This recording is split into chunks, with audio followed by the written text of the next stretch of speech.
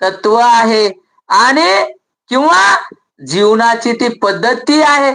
अहिंसा हे जीवनासाठी एक पद्धत आहे, तत्व आहे. म्हणून त्या जीवनाच्या पद्धतीचा त्याने विवेचन या ठिकाणी केलेले आहे. अहिंसेकडे अहिंसा ही काय आहे? तत्व आहे. रूल्स नाहीये, नियम नाहीये, तर प्रिन्सिपल म्हणजे तत्व आहे.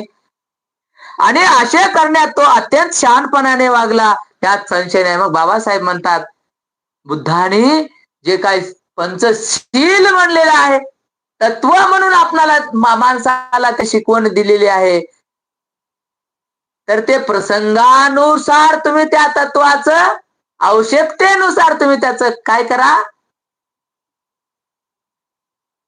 त्याप्रमाणे तुम्ही अहिंसा